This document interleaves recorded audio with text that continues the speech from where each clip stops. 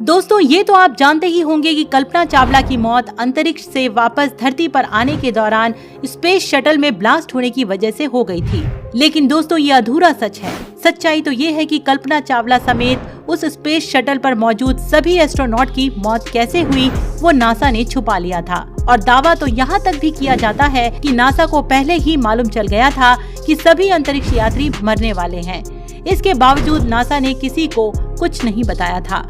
आखिर ऐसा दावा क्यों किया जाता है और कल्पना चावला की मौत की सच्चाई क्या है, चलिए जानते हैं इस वीडियो में। लेकिन वीडियो में आगे बढ़ने से पहले आपसे एक रिक्वेस्ट है कि अगर आपने अब तक इस चैनल को सब्सक्राइब नहीं किया है तो जल्दी से चैनल सब्सक्राइब कर बेल आइकन दबा लें ताकि हमारी सभी लेटेस्ट वीडियोस की नोटिफिकेशन आप तक लगातार आती रहे। चलिए दोस्तों वीडियो में अब आगे बढ़ते हैं और कल्पना चावला के मौत से जुड़े कुछ गहरे रहस्यों को जानते हैं। चलिए सबसे पहले आपको कल्पना चावला के बारे में कुछ जानकारी दे देते हैं। कल्पना चावला का जन्म करनाल हरियाणा में 17 मार्च सन 1962 को हुआ था। वैसे तो कल्पना चावला का वास्तविक डेट ऑफ बर्थ 17 मार्च 1962 है, लेकिन डॉक्यूमेंट्स में कल्पना चावला का डेट ऑफ बर्थ 1 जुलाई 1961 देखने को मिलता है। इसकी वजह ये है कि कल्पना चावला के परिवार वालों ने कल्पना चावला का डेट ऑफ बर्थ इसलिए थोड़ा पीछे कर दिया ताकि कल्पना चावला मैट्रिक का एग्जाम दे सके। दोस्तों कल्पना चावला बचपन से ही बाकी बच्चों से काफी अलग थी। जहां बच्चे बचपन में गुड्डे गुड़ियों से खेलना पसंद करते हैं, वहीं कल्पना चावला शुरू से ही हवाई जहाज को उड़ते देखना खूब पसंद करती थी। साथ ही उन्हें विज्ञान से जुड़ी चीजें काफी पसंद थी। कल्पना चावला का इंटरेस्ट बचपन से ही हवाई जहाज इत्यादि में था। इसी को देखते हुए कल्पना चावला का एडमिशन एरोनॉटिकल इंजीनियरिंग में करवा दिया गया। कल्पना चावला ने पंजाब इंजीनियरिंग कॉलेज से एरोनॉटिकल इंजीनियरिंग में अपनी बैचलर की डिग्री हासिल की।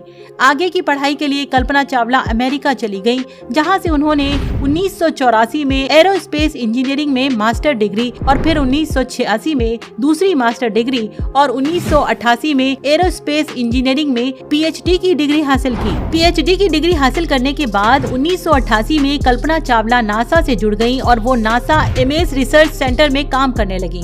नासा में ही काम करने के दौरान उन्होंने एक अमेरिकी नागरिक से शादी कर ली और 1991 में कल्पना चावला को अमेरिका की नागरिकता मिल गई। जब नासा अंतरिक्ष में मनुष्यों को भेजने के एक मिशन पर काम कर रहा था तो कल्पना चावला ने भी अंतरिक्ष में जाने के लिए आवेदन दिया और 1996 में कल्पना चावला को इस मिशन के लिए सिलेक्ट कर लिया गया। कल्पना चावला पहली बार 19 नवंबर सन 1997 को स्पेस शटल कोलंबिया की फ्लाइट STS-87 से अंतरिक्ष के लिए गयी। इस तरह कल्पना चावला भारतीय मूल की पहली महिला बन गयी जिसने अंतरिक्ष का सफर किया।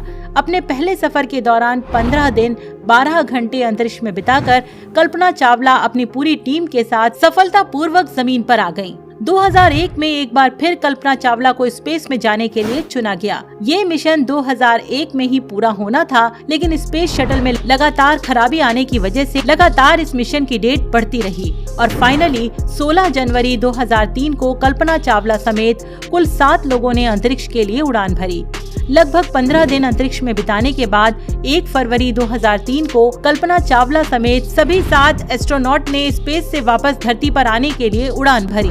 जैसे ही स्पेस शटल कोलंबिया ने धरती के वातावरण में प्रवेश किया, अचानक इस फ्लाइट में ब्लास्ट हो गया और कल्पना चावला समेत सभी 7 एस्ट्रोनॉट की बेहद ही दर्दनाक मौत हो गई। जब स्पेस शटल में ब्लास्ट हुआ तो दुनिया ने ये समझा कि शायद एस्ट्रोनॉट से ही कुछ गलती हो गई होगी जिसकी वजह से ब्लास्ट हो गया और सभी मारे गए। लेकिन जांच के बाद कुछ और ही खुलासा हुआ। दरअसल जब 16 जनवरी 2003 को स्पेस शटल कोलंबिया अपने 28वें सफर पर जाने के लिए तैयार था, तभी ठीक लॉन्चिंग के समय फ्यूल टैंक के बाहरी हिस्से से एक फोम इंसुलेशन का टुकड़ा टूटकर शटल के विंग पर जाकर लगा। हालांकि तब किसी ने भी ध्यान नहीं दिया, लेकिन जांच में बात सामने आई कि जब फोम इंसुलेशन टूटकर जहाज के विंग पर गिरा तो उससे शटल के विंग में बड़ा सा छेद हो गया। इसके बाद किसी तरह तो शटल स्पेस में जाने में कामयाब रहा, लेकिन जैसे ही शटल वापस धरती पर आने लगा तो पृथ्वी के वातावरण में आते ही वहां मौजूद गैस शटल के विंग के अंदर चली गई, जिससे रिएक्शन हुआ और अचानक से जहाज के अंदर का तापमान बहुत बढ़ गया और फिर जहाज में ब्लास्ट हो गया और सब के सब मारे गए। चलिए अब आपको बताते हैं कि आखिर दुनिया क्यों कहती है कि नासा को पहले ही मालूम चल गया था कि अब सब मरने वाले हैं। जैसा कि अभी हमने वीडियो में बताया कि जब 16 जनवरी 2003 को स्पेस शटल कोलंबिया अपने 28वें सफर पर जाने के लिए तैयार था, तभी ठीक लॉन्चिंग के समय फ्यूल टैंक के बाहरी हिस्से से एक फोम इंसुलेशन का टुकड़ा टूटकर शटल के विंग पर जाकर लगा। एक्सपर्ट के अनुसार जब फोम इंसुलेशन इस तरीके से टूटकर विंग पर गिरा, तभी वहां बहुत बड़ा छेद हो गया था।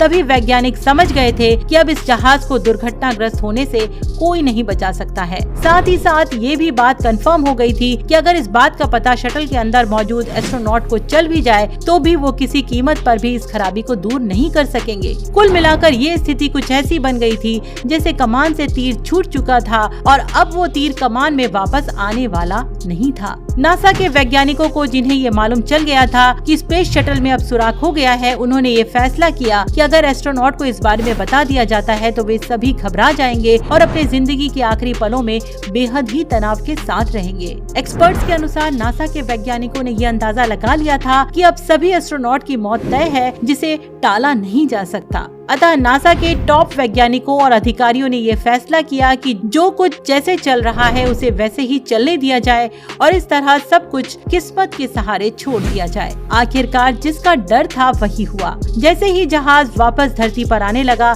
तभी उसमें जबरदस्त ब्लास्ट हो गया और सभी के सभी एस्ट्रोनॉट मारे गए। दोस्तों, जब ये कंफर्म हो चुका था कि किसी भी हालत में स्पेस शटल में आई खराबी को ठीक नहीं किया जा सकता और उसमें मौजूद लोगों की मृत्यु निश्चित है, तो आपके हिसाब से नासा ने स्पेस शटल में आई खराबी के बारे में एस्ट्रोनॉट को न बताकर सही किया या गलत? कमेंट बॉक्स में हमें जरूर बताएं।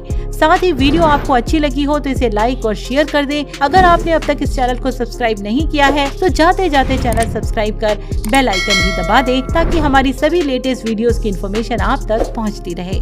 डू थिंक चैनल के वीडियोस को देखने, लाइक और सब्सक्राइब करने के लिए आपका बहुत बहुत धन्यवाद।